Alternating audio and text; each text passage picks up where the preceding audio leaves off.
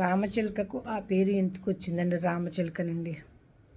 రామచిలుక రాముడులాగే ఏకపతివ్రత అండి. అంటే భర్త ఈ ఈ చిలక వదిలేస్తే మళ్ళీ ఇంకో చిలక ముఖం చూడదండి, ఆడదైనా మగోడైనా అండి.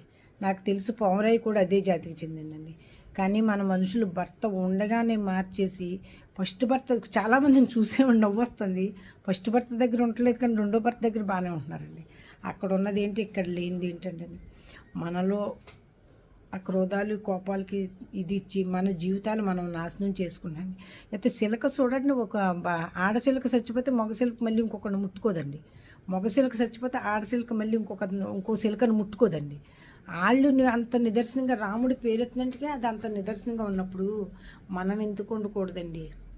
బట్ డబ్బులు వచ్చినాయి అంటే డబ్బులకు విలువ ఇదండి మనం ఇచ్చేది. మనం ఫస్ట్ అతనితోనే ఉండాలి. ఇప్పుడు ఆ సెకండ్ భర్తను చేసుకుంటామండి, అది రేపు అనకుండా ఉంటాడండి. నువ్వు అక్కడ అలా చేసి ఉంటావు, అక్కడ మీ అమ్మ ఎలా చేసింది, అందుకని అలా వదిలేసాడు అంటారండి.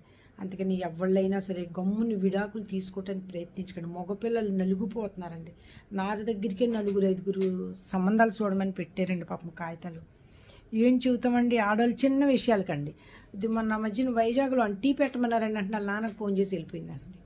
అమ్మ టీ పెట్టవలసి ఉంటుంది, అత్తకు సేవ చేయవలసి ఉంటుంది, మొగుడికి కాళ్ళు నొక్కవలసి ఉంటుంది. అదొక భాగ్యం, ఆనందంగా నీకు ఎంత పేరు వస్తుందో అది తెలియట్లేదమ్మ. నీ వెనకాల ఏదన్నా అన్నారంటే వదిలి వెళ్ళిపోవటం అంటే దానికి పరిష్కారం అది కదమ్మా. రేపు నీ అన్నదమ్ములు ఉన్నారు, వాళ్ళని అలా వదిలేస్తే మీ అమ్మ నువ్వు ఎంత బాధపడతారమ్మా? వదిలేయటం కదమ్మా. అహంతో ఏది జయించలేమా, ప్రేమతోనే ఏదైంది. మనం వాళ్ళ దారికి వెళ్ళటమో లేకపోతే వాళ్ళు మన దారికి రావటమో ఏదోటి చేసుకోవాలమ్మా.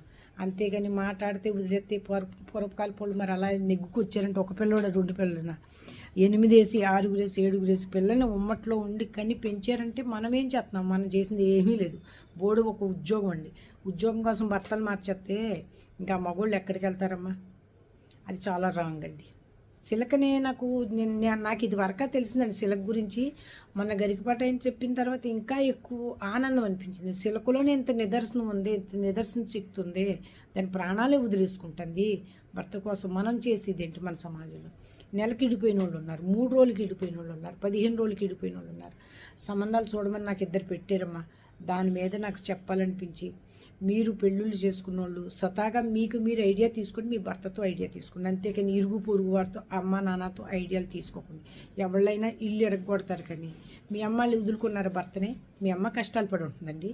అక్కడ ఇల్లు వదులుకొచ్చిందా మీ అమ్మ? రాలేదే. అదే భర్త దగ్గర. మరి ఇవాళ మీకు ఎందుకు అడ్వర్టైజ్మెంట్ ఇస్తున్నారు? అదొకటి ఆలోచిస్తే మీ జీవితాలు సుఖమయంగా ఉండాలని నేను కోరుకుంటాను. నేను ఇదే చెప్పదలుచున్నాను. కానీ మగవాళ్ళు చాలా బాధపడిపోతున్నారు, ఇబ్బందులు పడిపోతున్నారు బోల్డ్ మంది అండి. ఇది చూసి నేను మీకు